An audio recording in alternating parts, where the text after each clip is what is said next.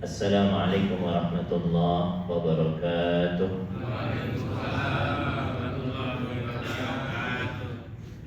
Alhamdulillahil azizil allam al-karimis salam ghafiri dhanbi wa qabili tawbi min jami'il atham. Ashhadu an la ilaha illallah wahdahu la syarika lah syahadatan narju bihal fawza bidaris salam. Wa asyhadu anna sayyidana Muhammadan abduhu wa rasuluh alladhi azharahu Allahu bihil imana wal islam. Allahumma salli wa sallim wa barik wa karrim ala sayyidina Muhammadin sayyidil arabi wal ajam wa ala alihi wa ashabihi ya nabi'il ulumi wal hikam. Amma ba'd. Yang sama-sama kita hormati Ketua Masjid Baitul Ummah Perumahan Omah Batam Center, yang sama-sama kita hormati Imam Masjid dan Asatiz di lingkungan Masjid Baitul Ummah, yang saya hormati Bapak-Bapak Ketua RT, Ketua RW, para sesepuh, para orang-orang tua kami, para bapak-bapak, ibu-ibu jamaah salat subuh yang dirahmati Allah. Tidak ada kata yang pantas terlintas di benak kita dan terucap di lisan kita kecuali puja-puji syukur kehadirat Allah Subhanahu wa taala yang sampai saat ini di hari yang keberapa sekarang Bapak Ibu sekalian? 10 atau 11? Ya. Di sini 10. Allah Subhanahu wa taala masih memberikan kepada kita nikmat zahir wal batin sehingga kita masih dapat melaksanakan rangkaian ibadah Ramadan kita, dan kita dapat melaksanakan sholat subuh secara berjamaah dan duduk sejenak untuk kita tawassul bil haq, tawassul bis sabr, saling menasihati dalam kebenaran, saling menasihati dalam kesabaran, dan dalam rangka tawassul bil marhamah, untuk saling mengisi kasih sayang di antara kita. Salawat dan salam terlupa kita haturkan di junjungan alam Nabi besar Muhammad sallallahu alaihi wasallam. Bapak Ibu sekalian, tema kita pada pagi hari ini adalah Ramadan dan Nabi Yusuf alaihi salam. Mungkin judul ini pertama kali akan menimbulkan pertanyaan, ya kan? Kenapa kau dengan Nabi Yusuf alaihi salam, bukan Nabi Muhammad sallallahu alaihi wasallam? Padahal Ramadan identik dengan Nabi Muhammad sallallahu alaihi wasallam. Bapak-bapak sekalian dan ibu sekalian, Nabi Yusuf ini dia nabi, ayahnya nabi, kakeknya nabi. Yusuf alaihissalam bin Ishaq bin Ibrahim alaihissalam. Ya, jadi rangkaian ini rangkaian para nabi. Ya. Dan kalau Nabi Muhammad itu dari Ismail bin Ibrahim, ya, dari ketemunya dengan Ibrahim. Ya. Jelas sekali yang dirahmati Allah, antara Nabi Yusuf dan Ramadan ini adalah salah satu filosofi Ramadan yang kalau kita renungin, kita pikir-pikir, ini akan membuat kita semakin bahagia dengan keindahan Ramadan, dengan kemuliaan Ramadan, dan dengan kenikmatan Ramadan.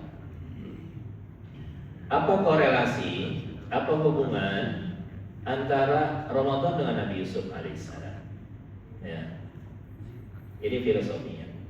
Yang pertama jamaah sekalian, Nabi Yusuf alaihissalam adalah salah satu di antara 12 orang putra Nabi Yakub alaihissalam. Dan Nabi Yusuf alaihissalam adalah anak yang paling dicintai oleh Nabi Yakub alaihissalam di antara 12 orang anaknya itu. Hal itu tergambar di dalam firman Allah. Bapak-bapak yang bawa HP dan di situ ada Al-Quran, silakan dibuka. Surah Yusuf, surah ke-12 ayat ke-8. Ya, di situ Allah menggambarkan bagaimana kecemburuan saudara-saudara Nabi Yusuf alaihissalam kepada Yusuf dan kepada saudaranya Bunyamin. Idh qalu la Yusufu wa akhuhu ahabbu ila abina minna wa nahnu usbah inna abana lafi dhalalin mubin. ketika mereka berkata, saudara-saudara Yusuf, sesungguhnya Yusuf dan saudaranya Bunyamin lebih dicintai oleh ayah kita daripada kita, padahal kita adalah satu golongan yang kuat. Sungguh ayah kita dalam kekeliruan yang nyata. Ini adalah satu ungkapan kecemburuan dari saudara-saudaranya Nabi Yusuf, karena mereka merasa Nabi Yusuf ini adalah anak yang lebih dicintai oleh ayahnya daripada mereka. Apa kaitannya dengan Ramadan? Ramadan di antara 12 bulan yang ada dalam satu tahun, ya, ini Ramadan adalah bulan yang paling dicintai oleh Allah Subhanahu wa Ta'ala. Apa bukti bahwa Ramadan bulan yang paling Allah cintai? Pertama, hadisnya sering kita dengar. Ketika Allah Subhanahu wa Ta'ala bicara tentang puasa dalam hadis qudsi, Allah berfirman, "Kullu amal ibni Adam lahu illa shaum." Setiap amal manusia untuk mereka kecuali puasa. Ya kan? Dalam riwayat yang lain, setiap amal manusia itu dilipat gandakan dari 10, 100 sampai 700 kali lipat kecuali puasa. Fa innahu li, puasa itu milikku, kata Allah Subhanahu wa Ta'ala. Wa ana ajzihi, dan aku yang memberikan balasannya. Ketika Allah berfirman, puasa milikku, itu menunjukkan kecintaan Allah kepada ibadah puasa. Bagaimana gambarannya? Ketika kita cinta kepada seseorang, dan bukti kita cinta itu kita buktikan dengan akdun nikah, ya. Bukti cinta itu harus dengan akad. Kalau belum akad, belum dikatakan benar-benar cinta, ya. Ketika ijab kabul selesai, ya kan? Aku nikahkan si fulan kamu dengan anakku si fulana binti fulan dengan mas kawin sekian. Qabil tu nikah wa tazwijah, gitu kan? Aku terima nikahnya dan kawinnya dengan mahar sekian. Maka ketika itu kita berkata kepada istri kita, "Dek, sekarang kamu milikku." Ya kan? Dan istri kita bilang, "Bang, sekarang abang milik."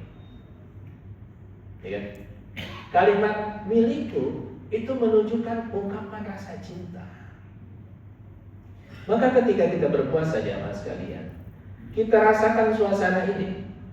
Orang yang bertemu dengan Ramadan dalam kondisi sehat walafiat, kemudian dia bisa berpuasa, bisa tarawih, bisa melaksanakan rangkaian ibadah, itu tandanya orang itu dicintai oleh Allah Subhanahu wa Ta'ala.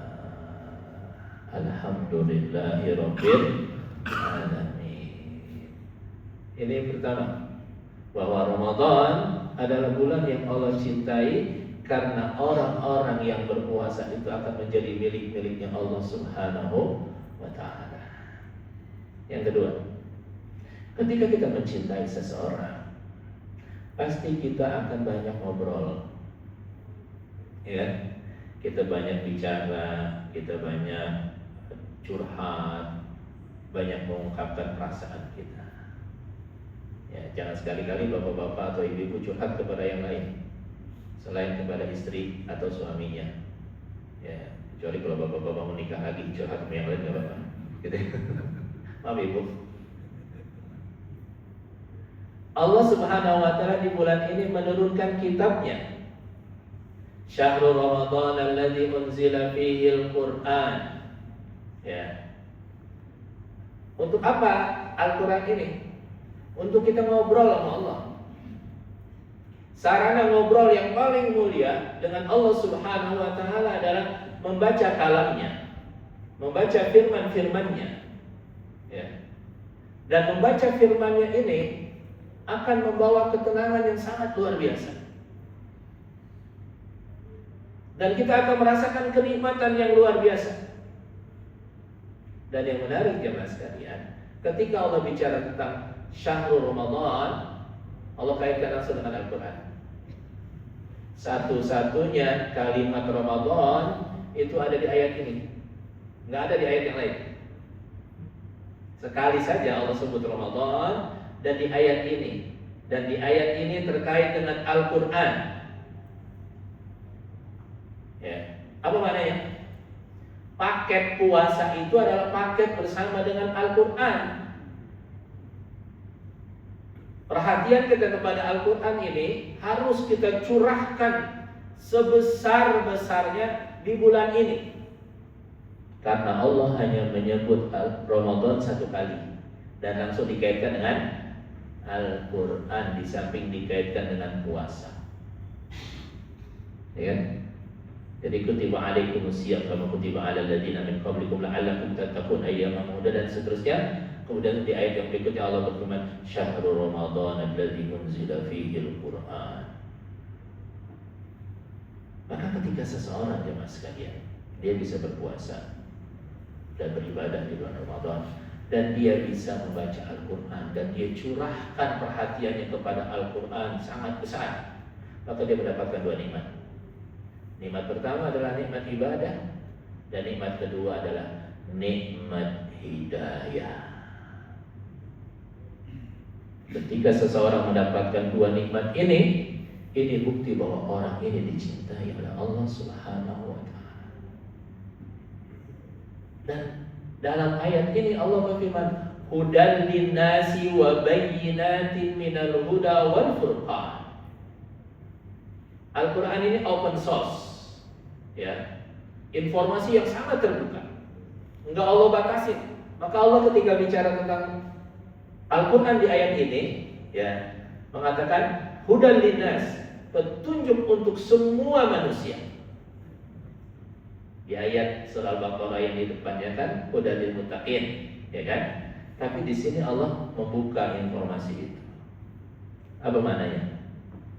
Al-Quran itu bisa dibaca oleh siapa saja dan bisa dimanfaatkan atau didapatkan manfaatnya oleh siapa saja. Apa buktinya?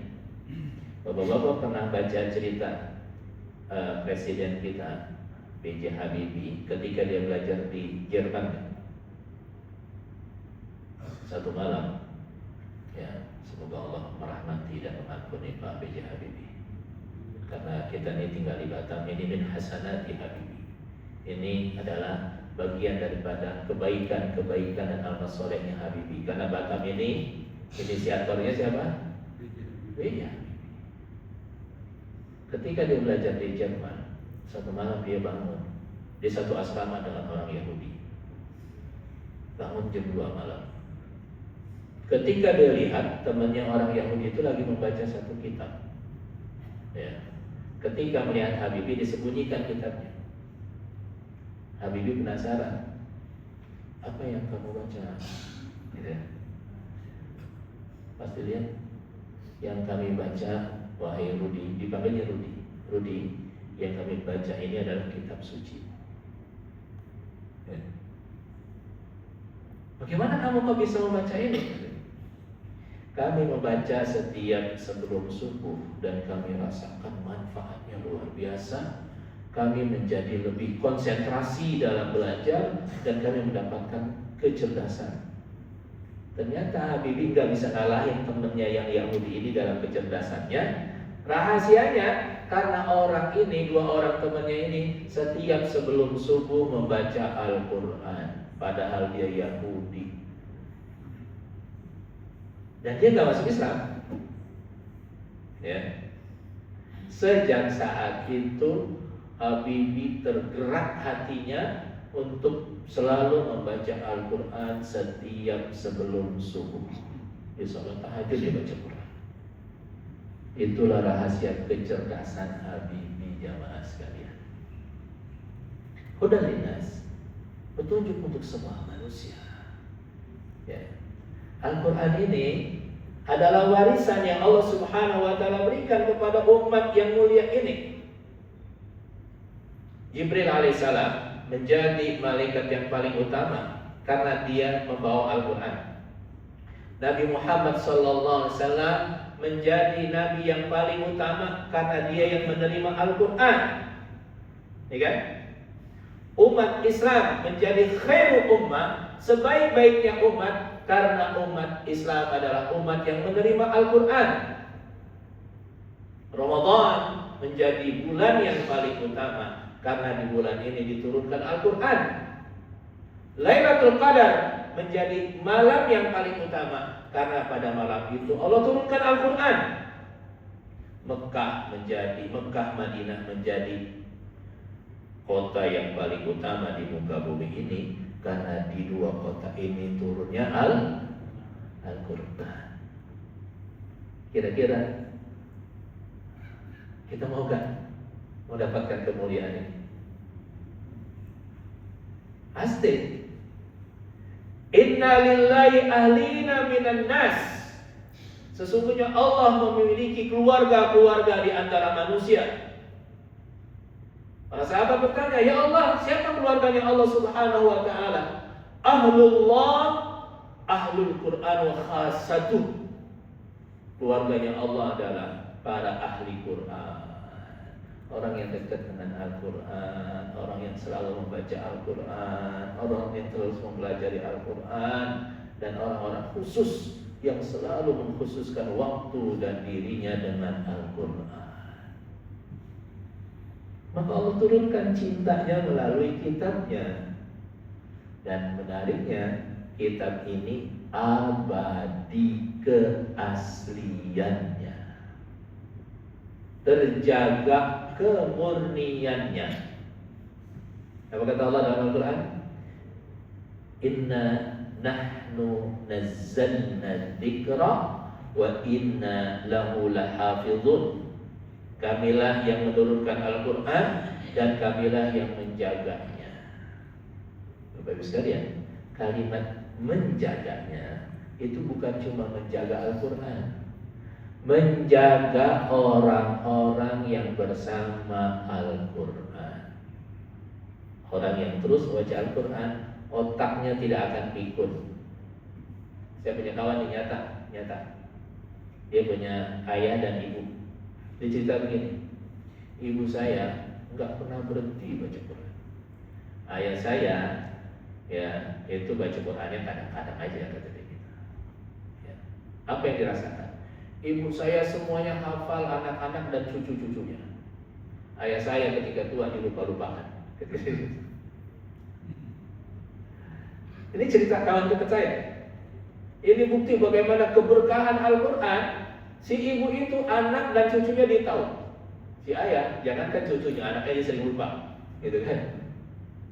Ketika udah usia uzur, ya, Allah jaga orang-orang yang bersama dengan Al-Quran karena itu adalah cintanya Allah Subhanahu wa ta'ala. Yang ketiga, apa bukti bahwa Ramadan ini bulan yang Allah cintai? Ketika kita mencintai seseorang, Bapak Ibu sekalian, pasti kita menginginkan orang yang kita cintai itu bahagia hidupnya, ya kan? Kita punya istri, kita punya anak, ibu-ibu punya suami, punya anak-anak. Perasaan yang ada di dalam diri kita adalah bagaimana saya membahagiakan anak-anak saya, bagaimana saya membahagiakan keluarga saya. Maka kita bekerja keras untuk mencari nafkah dalam rangka memenuhi kebutuhan mereka supaya mereka bahagia. Sebaliknya kita juga menginginkan mereka tidak terkena mara bahaya, tidak celaka. Sampai-sampai kita membuat apa yang disebut dengan asuransi. Sekarang BPJS wajib ya. Dulu sebelum ada BPJS, ya, ada asuransi. Begitu pula Allah. Allah ketika di bulan Ramadan ini ingin memberikan kebahagiaan kepada kita dan ingin menghindari kecelakaan untuk kita. Apa bentuknya? Allah buka pintu langit, Allah buka pintu surga, Allah tutup pintu neraka, dan Allah ikat setan-setan. Idza ja'akum syahrul Ramadan tuftahu abwabus sama wa tughlaqu abwabul jahim. Dalam riwayat yang lain dikatakan tuftahu abwabul jinan wa tughlaqu abwabun niran. Allah buka pintu langit, Allah tutup pintu neraka jahim. Allah buka pintu surga, Allah tutup pintu neraka, dan Allah ikat setan. Pintu langit, pintu surga, pintu neraka diikatnya setan. Pintu langit dan pintu surga itu lambang kebahagiaan, lambang keselamatan, lambang kebahagiaan. Pintu neraka dan setan itu lambang kesengsaraan.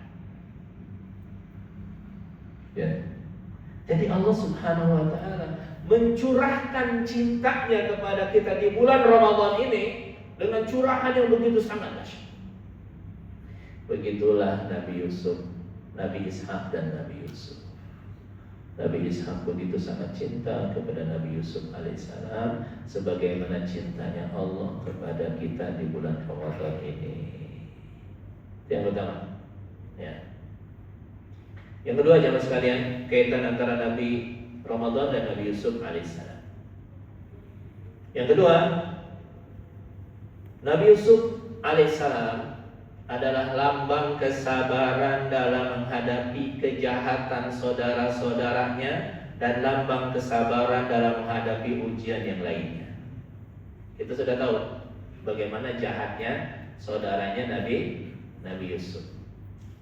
Apa yang terjadi pada Nabi Yusuf? Diapain Pak? Bu?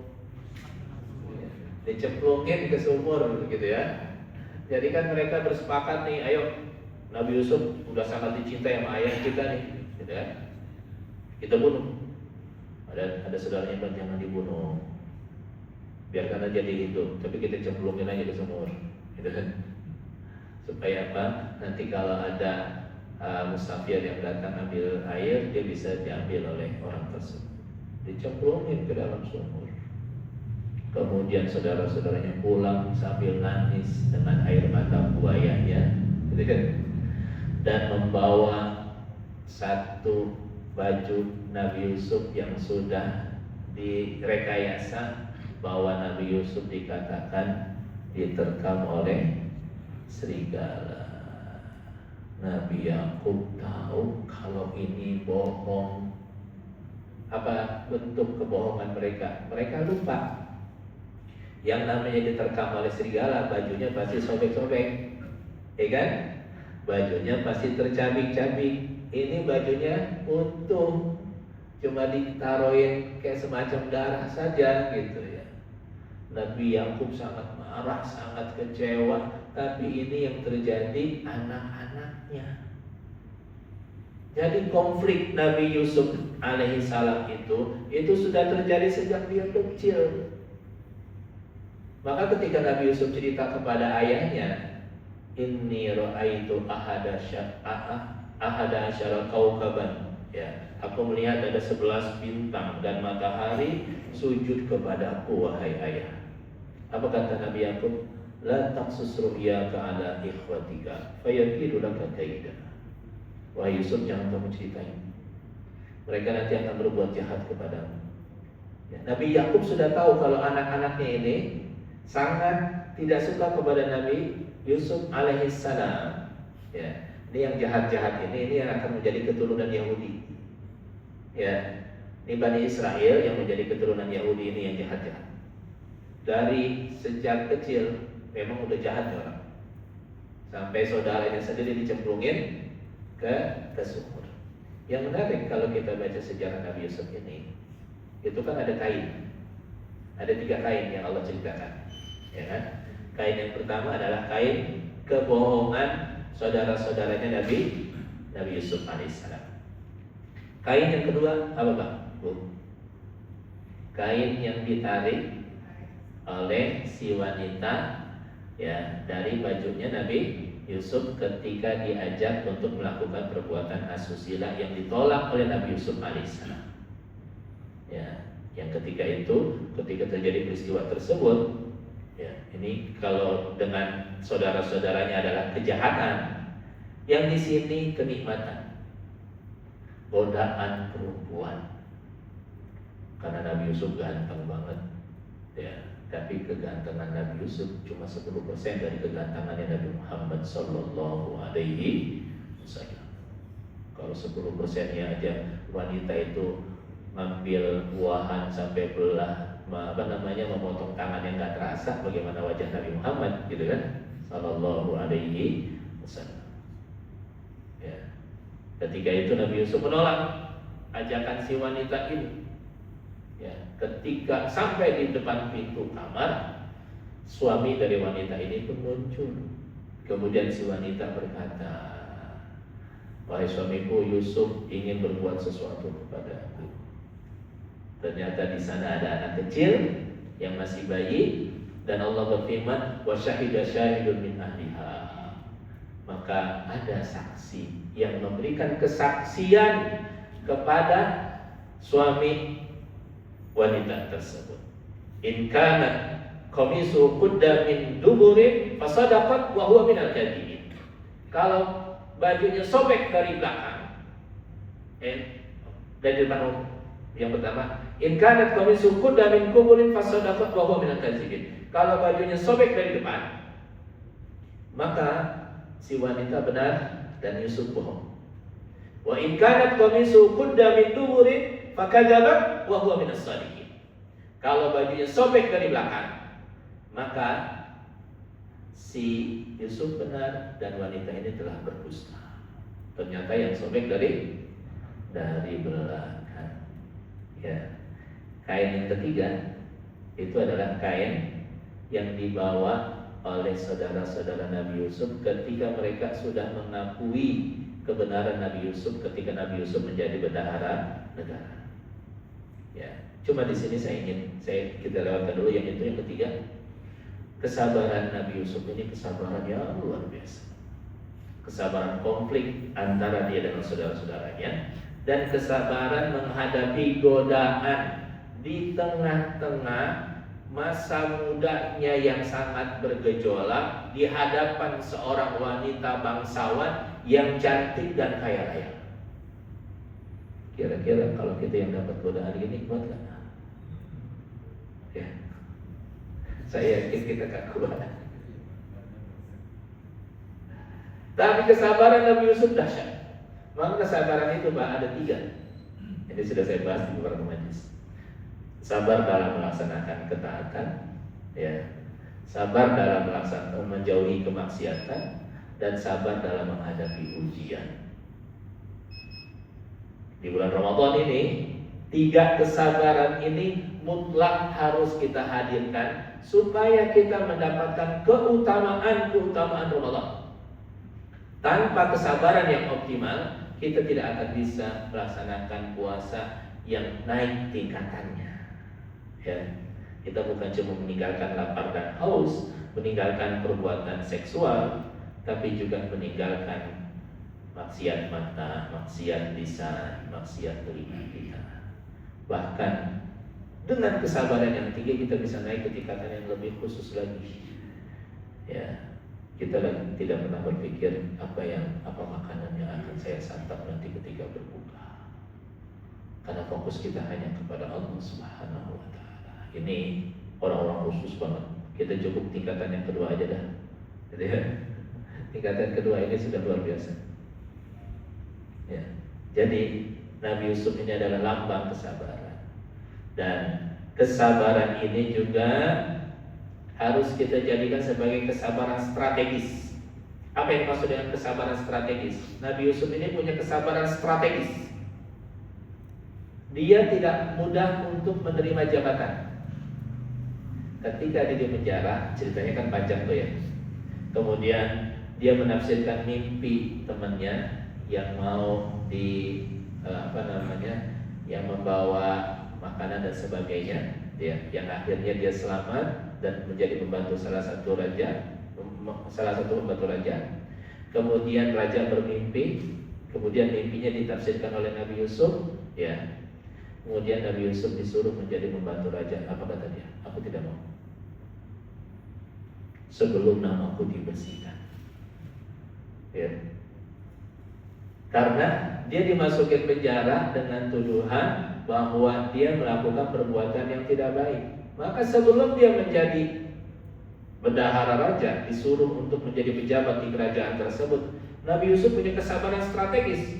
Salah satunya adalah dia tidak mau menjadi pejabat sebelum namanya dibersihkan. Ya.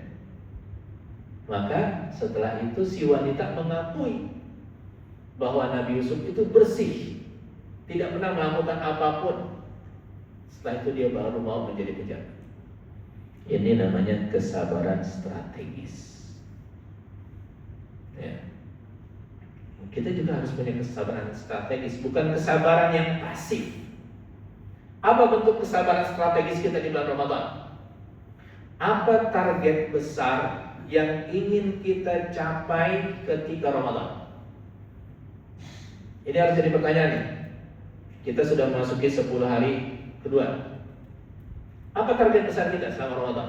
Jangan sampai Ramadan terlewat begitu saja, ya, tanpa ada capaian besar yang ingin kita raih. Contohnya Pak, Bu, kita ingin ketika Ramadan ini kita memahami beberapa surah. Nggak usah banyak-banyak. Misalkan selama Ramadan ini ada surah di juz 30 yang kita baca terjemah dan tafsirnya. Ketika selesai Ramadan, minimal ada 10 surah-surah pendek. Kita targetkan dari Al-Hakumut aja dah. Al-Hakumut yang merupakan bacaan imam kita ketika Ramadan, kita baca terjemahnya, kita baca tafsirnya. Ya. Kita renungin bacaan-bacaan itu. Sehingga ketika kita mendengar bacaan imam setiap malam, kita punya landasan pemahaman yang kuat di surah-surah yang dibaca oleh imam kita. Ini salah satu target strategis yang harus kita punya selama Ramadan. Ya, mungkin sekian tahun kita bersama dengan Ramadan, kita tidak pernah berpikir bagaimana kita mendapatkan sesuatu yang baru dalam hidup kita. Ya, harus kita dapatkan sesuatu yang baru dalam hidup kita selepas Ramadan. Dan itu membutuhkan kesabaran. Yang ketiga, Bapak Ibu sekalian, apa kaitan dengan Ramadan dengan Nabi Yusuf alaihissalam? Sebagaimana bajunya Nabi Yakub alaihissalam, Bapak Ibu sekalian, itu sebagaimana bajunya Nabi Yusuf membuat matanya Nabi Yakub menjadi melek. Nabi Yakub itu kan matanya buta. Apa sebab butanya Nabi Yakub? Ya, saking sedihnya dia, saking marahnya dia, tapi dia tidak bisa melampiaskan kemarahannya. Wa biyaddat aynahu minal huzni fa huwa kazim. Matanya menjadi putih karena saking sedihnya dia dan saking kecewa dan marahnya dia. Tapi kemarahan dan kekecewaannya ini dia hanya ungkapkan kepada Allah. Innama ashku bathi wa huzni ila Allah. Aku hanya mengungkapkan kesedihan, kekecewaanku dan kemarahanku kepada Allah. Nabi Yakub tidak pernah membuat status. Ya. Nabi Yakub tidak pernah membuat tulisan di media sosial. Orang dikit-dikit marah bikin status, dikit-dikit marah nulis di media sosial, kecewa nulis di media sosial. Itu kan dia mengungkapkan, ya kan? Padahal ungkapan kita itu hanya kepada Allah. Saking kesel, saking marah, saking kecewanya, sampai memutih matanya Nabi Yakub alaihissalam. Ketika saudara-saudaranya Nabi Yusuf datang ke Mesir, dikasih makanan, dia dikasih tahu, akulah Yusuf dan inilah Bunyamin saudaraku. Ya. Apa kata Nabi Yusuf? Izhabu bi qamisi hada fa'alquhu ala wajhi abi yati basira. Pergilah kamu dengan membawa bajuku ini, lalu usapkanlah ke wajah ayahku, nanti dia akan melihat kembali. Wa'tuni bi ahlikum ajma'in, dan bawalah seluruh keluargamu kepadaku. Dibawalah bajunya Nabi Yusuf oleh saudara-saudara Nabi Yusuf sampai membawa makanan dari Mesir menuju Kan'an. Ya, jadi di luar Mesir ada namanya daerah Kan'an. Itulah tempat tinggalnya keluarganya Nabi Yusuf alaihissalam. Ketika pakaian Yusuf ini sampai ke rumah Nabi Yakub alaihissalam, apa ungkapan Nabi Yakub? Inni la ajidu riha Yusuf laula tufannidun. Aku mendapatkan aroma Nabi Yusuf. Padahal tuh baju belum sampai ke dia. Baru masuk ke rumahnya, Nabi Yakub sudah mencium aroma badannya Nabi Yusuf. Ini ungkapan apa, Pak? Ungkapan cinta.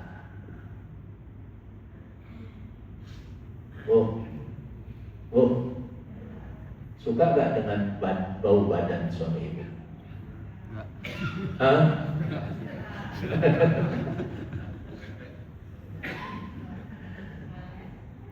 Kita nih karena cinta kepada istri kita, karena cinta kepada suami kita, baunya kayak apapun tuh badan, kita suka.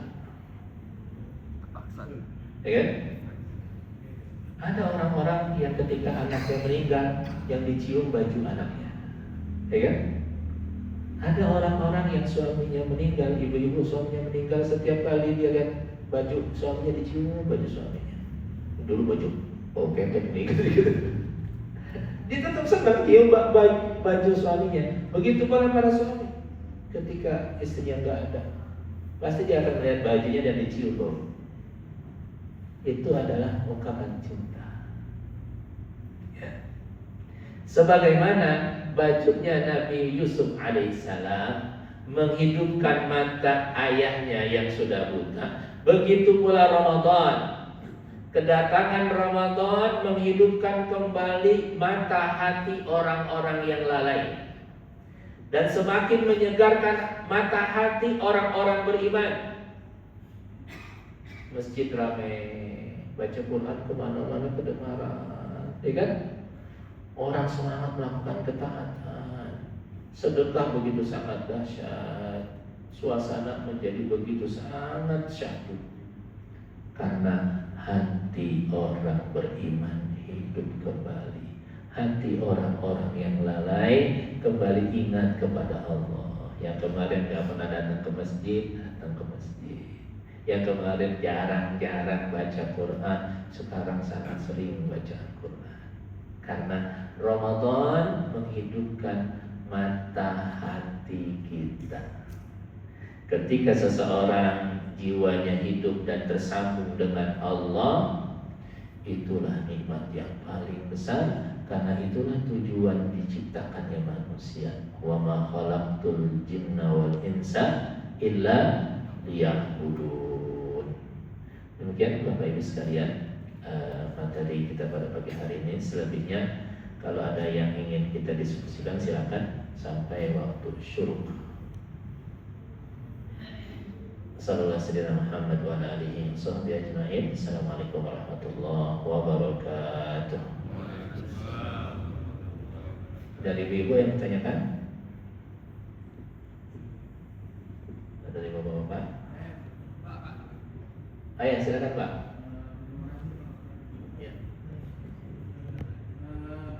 Kan kita ini kan banyak yang ngaji, tapi banyak juga yang salah tajwidnya gitu katanya. Ya. Nah, dengan bulan puasa ini kan bagaimana kira-kira Allah bisa mengampuni lah Ya.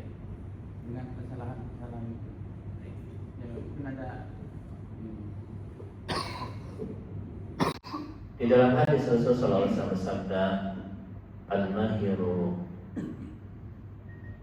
fil Quran ma'as safaratil kiramil bararah walladhi yatatta ya falahu ajran. Orang yang pandai membaca Al-Quran, dia bersama dengan malaikat-malaikat yang mulia. Dan orang yang membaca terbata-bata, tajwidnya belum rapi, makhrajnya belum rapi, maka dia mendapatkan dua pahala. Pahala pertama adalah pahala membaca Al-Quran. Yang kedua adalah pahala kesungguh-sungguhannya, walaupun bacaannya belum lancar, dia tetap membaca Al-Quran. Gitu. Jadi Walaupun bacaan kita belum lancar, paksain Pak. Ya, dan mohon maaf, salah satu target kita di bulan Ramadan ini yang tadi saya kelewat, itu adalah memperbaiki bacaan Al-Quran. Di sini kan ada ustadznya, ada imam kita, gitu kan? Kita minta Pak Ustadz tolong benerin bacaan Al-Quran saya. Ya. Jadikan Ramadan ini sebagai titik tolak kita memperbaiki bacaan Al-Quran. Dan orang yang selalu dekat dengan Al-Quran, walaupun bacaannya biasa-biasa saja, akan menjadi kekasih-kekasihnya Allah. Saya kasih contoh nih Pak, kejadian di bulan Ramadan. Saya punya teman tinggal di Bida Asri.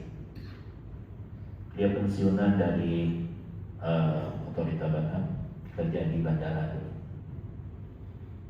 Kebiasaannya setiap Ramadan dia habis pensiun, dia fokuskan baca Quran, terutama menjelang habis asar. Habis asar itu dia selalu bersama dengan Al-Quran besarnya, ya, duduk di ruang khususnya dia sampai maghrib. Satu saat dia baca Quran dan istrinya suka duduk di sampingnya. Istrinya bilang, ayah, ini udah jam 5 ya, ibu ke dapur dulu ya, siapin untuk buka puasa. Pergilah istrinya, kata istrinya. Suaminya tetap baca Quran. Menjelang maghrib, si ibu datang ngingetin suaminya bahwa sebentar lagi azan maghrib. Pas dia lihat suaminya udah begini, udah terkamar, dan di depannya Al-Quran masih terbuka. Meninggal ketika di bulan Ramadan dan sedang membaca Al-Quranul Karim. Ya.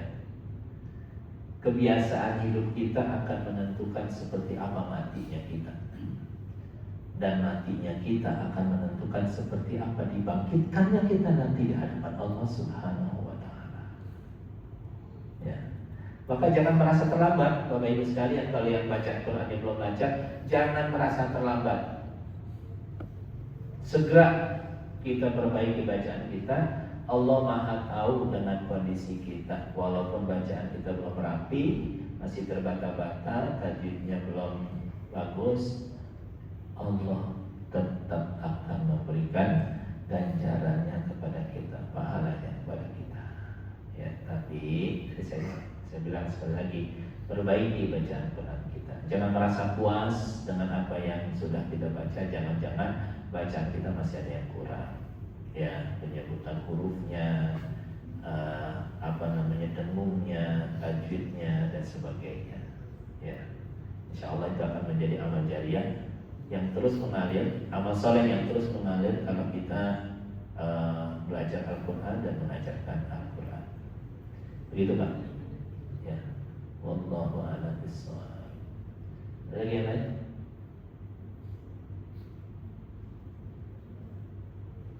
Ya, terakhir, Nabi Yusuf tidak dendam dengan saudaranya. Ya kan? Ketika Nabi Yusuf menjadi bendaharawan negara, saudaranya pada datang. Apa kata Nabi Yusuf? Nabi Yusuf balas kan?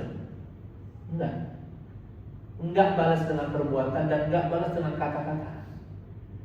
Nabi Yusuf cuma bilang, la tasriba alaikumul yawm. Pada hari ini tidak ada cercaan untuk kalian. Yaghfirullahu lakum wa huwa arhamur rahimin. Allah ampuni kalian. Semoga Allah ampuni kalian. Ramadan datang dengan ampunan. Ramadan datang dengan kasih sayang Allah Subhanahu wa Ta'ala. Maka kata Rasulullah, khaba wa khasira, sungguh rugi orang-orang yang ketika Ramadan dia tidak mendapatkan ampunan. Padahal ampunan Allah sangat luas dan sangat besar. Semoga Allah Subhanahu wa Ta'ala menjadikan kita hamba-hambanya yang mendapatkan ampunan, mendapatkan rahmat, dan mendapatkan pembebasan dari api neraka. Demikian Bapak Ibu sekalian kajian kita, dan mari kita tutup dengan sama-sama membaca surah Wal Asri dan doa kafaratul majlis. Bismillahirrahmanirrahim. Wal 'asr innal insana lafi khusr illa alladziina aamanu wa 'amilus shalihaat wa tawassaw bil haqq wa tawassaw bis sabr. Subhanallah wa bihamdik, subhanakallahumma wa bihamdik, asyhadu an la ilaha illa anta, astaghfiruka wa atubu ilaik. Sallallahu alaihi sayyidina Muhammad wa ala alihi wa sahbihi ajma'in. Kurang lebih mohon maaf. Assalamualaikum warahmatullahi wabarakatuh.